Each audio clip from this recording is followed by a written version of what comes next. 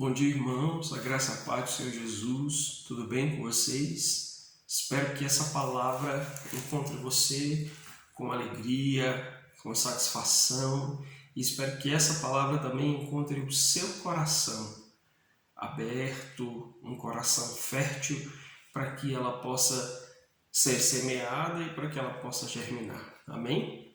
Hoje é um domingo especial, é um domingo de eleições, e eu quero falar sobre eleições, mas calma, né? Eu não estou aqui para fazer apologia a nenhum candidato, na realidade eu não vou falar sobre nenhum candidato, mas eu quero falar sobre essa ideia das eleições e que a palavra de Deus nos traz um vislumbre a esse respeito.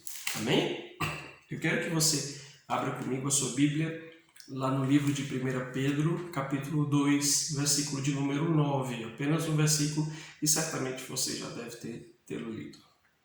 Diz assim o texto: Mas vós sois geração eleita, o sacerdócio real, a nação santa, o povo adquirido, para que anuncieis as virtudes daquele que vos chamou das trevas para a sua maravilhosa luz. Queridos, o apóstolo Pedro, nesse texto, ele está trazendo 4 coisas significativas para nós, das quais a gente vai tentar abordar uma delas, entendendo que cada uma dessas 4 coisas são extremamente profundas e certamente levaria muito mais tempo do que um vídeo curto como esse para que a gente pudesse abordar. Ele diz que nós somos geração eleita, sacerdócio real, nação santa e povo adquirido. Ou seja, 4 coisas extremamente importantes, ou 4 títulos que nós recebemos, 4 fatos, 4 verdades a respeito de cada um de nós. Eu quero me deter no primeiro, quando ele diz: vocês são geração eleita. Quando nós pensamos em eleição, nós sabemos que existem algumas coisas interessantes e que certamente nós conseguimos transportar para a nossa vida cristã. E é esse respeito que eu gostaria de abordar e discutir com você. Quando ele diz que nós somos geração eleita, ele está falando que houve algum tipo de eleição para que nós fôssemos eleitos. Ou seja, houve algum tipo de escolha. E geralmente quando se escolhe um candidato, e aí eu vou falar da perspectiva ideal e não da perspectiva real, quando se escolhe um candidato, você geralmente tem critérios. Ou seja, você olha talvez para as propostas desse candidato, para quem ele é, para o seu caráter, para a sua fidedignidade. E mais uma vez, eu estou falando da perspectiva ideal, tá? E de repente, quando nós olhamos, quem nos elegeu? Isso é interessante, foi o Senhor que nos elegeu. Então, quando Deus ele decidiu nos eleger como geração eleita, ele deve ter tido alguns critérios. Ele olhou para nós e viu a nossa dignidade, ele olhou para nós e viu a nossa fidelidade, ele olhou para nós e viu quanto somos corretos e íntegros. Esse texto é um texto que me intriga bastante, porque quando eu penso nessa perspectiva dos critérios, eu sempre me perguntei sobre quais foram os critérios que Deus usou para me escolher. Porque definitivamente não deve ter havido critérios muito grandes, muito bonitos, muito honrados. O que você está querendo dizer com isso, pastor? É que se houve algum critério pelo qual Deus nos escolheu, através do qual Ele nos escolheu, esse critério foi a graça. Amém? Então, todos nós, quando conhecemos a Cristo, quando experimentamos o seu amor e a sua misericórdia, nós fomos escolhidos pela graça, pelo seu amor, por sua bondade. Então, se houve algum critério para a nossa eleição, esse critério, definitivamente, ele está em Deus, ele partiu de Deus.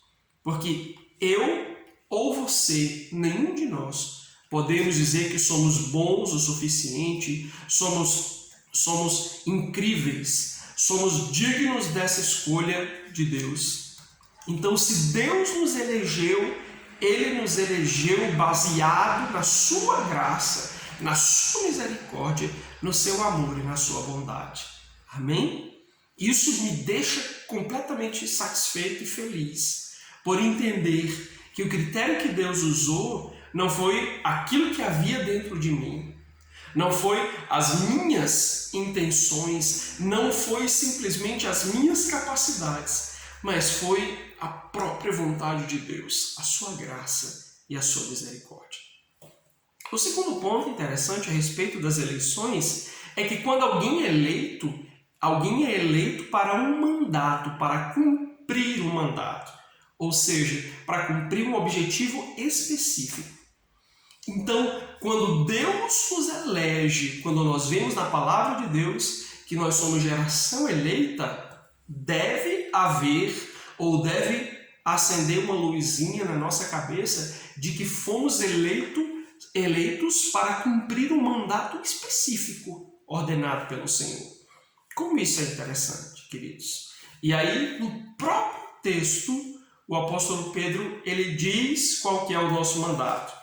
Quando ele diz, no finalzinho do versículo 9, para que anuncieis as virtudes daquele que vos chamou das trevas para a sua maravilhosa luz. Ou seja, quando nós fomos eleitos pelo Senhor por meio da sua graça e da sua misericórdia, Ele nos elegeu sim, mas com um objetivo, com um propósito. Não foi apenas para que eu pudesse conhecer a Jesus, que é importantíssimo, mas é para que eu desse uma resposta para o mundo. Ou seja, nós fomos convocados para anunciar as maravilhas daquele que vos tirou das trevas para a sua maravilhosa luz. E aí eu lhe pergunto, você tem cumprido o seu mandato? Você está cumprindo o mandato para o qual você foi eleito pelo Senhor? Essa é uma indagação extremamente importante. Sabe por quê? Porque nós falamos muito sobre corrupção. O nosso país, infelizmente, tem uma mancha de corrupção na política. Nós, cristãos, falamos muito sobre corrupção, tentamos olhar nessa perspectiva da corrupção. Nesse momento de eleições, a gente também fala muito sobre o candidato A, B ou C, corrupto e tal. Mas a questão é, se você não está cumprindo o mandato para o qual você foi eleito, então certamente você está tornando-se corrupto. Mas como assim, pastor? Como assim? O senhor está me dizendo que eu sou corrupto? Porque o que é a corrupção no mandato? Vamos olhar para as eleições reais. O que é a corrupção? Em primeiro lugar, é quando o candidato ele não cumpre o seu propósito, o propósito pelo qual ele foi eleito. Um político, quando é eleito, ele tem um objetivo.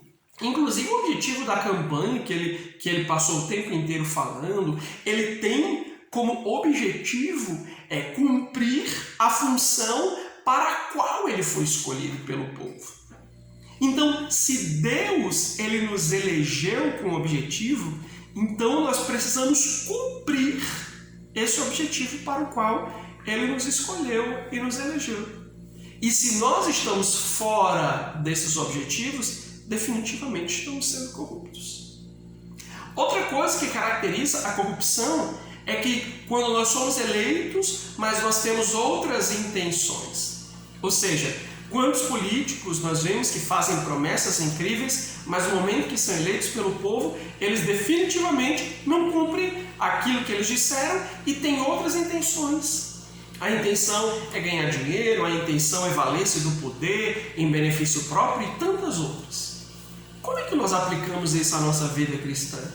É porque muitos, ou todos nós, aliás, fomos eleitos pelo Senhor para anunciar as suas maravilhas, ou as maravilhas dele. Ele que nos tirou das trevas e nos enviou e nos colocou, no reino do Filho do seu amado, que nos levou para a sua maravilhosa luz. E muitas pessoas, muitos cristãos, eles foram eleitos, mas o seu coração, a intenção do seu coração é fazer outra coisa e não cumprir o seu mandato. Já parou para pensar nisso? Qual é a sua agenda esses dias? Como está a sua agenda? Quais são as suas intenções na vida cristã? Muitos têm a intenção apenas de ser abençoados. Muitos têm a intenção apenas de ganhar dinheiro, de estar bem, de prosperar, de crescer, ou tantas outras intenções. E esquecem do propósito, do mandato real para o qual foram eleitos. Você consegue entender isso? E percebe como é fácil o nosso coração se corromper. Como é fácil o nosso coração esquecer o objetivo pelo qual fomos eleitos. Isso é muito interessante, né? Porque as nossas intenções elas começam a variar, elas começam a mudar, vão mudando, e de repente nós estamos eleitos, mas não fazendo aquilo para o qual fomos eleitos. Então, meu amado, eu quero te convidar a meditar a esse respeito. Você agora, baseado na palavra de Deus, sabe que você é eleito pelo Senhor. E definitivamente existe uma razão específica.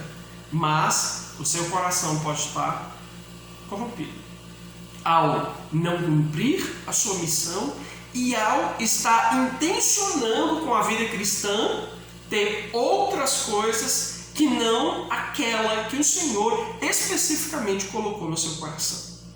É importante que você medite nessa palavra e que, se encontrar o Espírito Santo de Deus te ajudar a encontrar algum desvio nesse propósito, você entre em arrependimento, a fim de que cumpra cabalmente o seu mandato, aquilo que o Senhor deseja para a sua vida.